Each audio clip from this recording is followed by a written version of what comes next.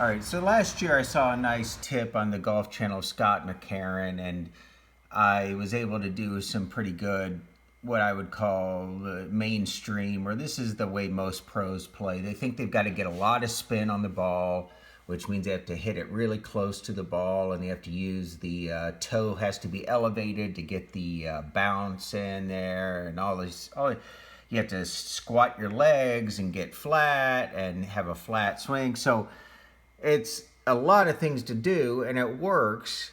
Except I found that when I've been doing that, it's highly variable on the sand. So if it's wet sand, for example, that doesn't work for me. And if it's too fluffy, that doesn't work for me. It'll dig. So I've also then saw 8 of the best golfers in history on the Golf Channel explain their bunker shots, and every single one of them had a different method. Okay, that tells me none of them know what they're doing. It's all hocus pocus voodoo. So I said, "This is nonsense. The golf club makers know what they're doing. They make a sand wedge designed for a reason. You don't have to then change it by elevating it and opening the face. 60 degrees is plenty of loft. So I now take a stance in the sand and posture and swing that is identical to a grass shot. I might be a little more flexed in the knees just because sand is unstable and you got to get a little more stability. And so the face is closed to the target line, 90 degrees to the target line. And I take the swing. So I swing really softly. I don't have these huge bunker swings like that would go 150 yards on grass.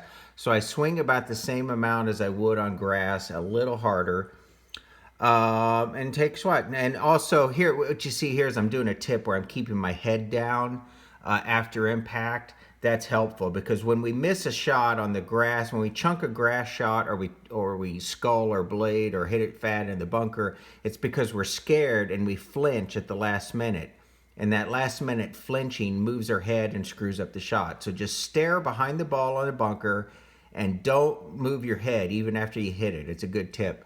So anyway, so I'm just hitting these bunker shots like I would on grass. Now, in Florida, where it rains every single day and the sand is always wet, you've got to have this closed face method anyway. So this works wonderfully. So if you have a really short bunker shot and you just have to go like 3 yards and then the pin is downhill, you just softly hit it.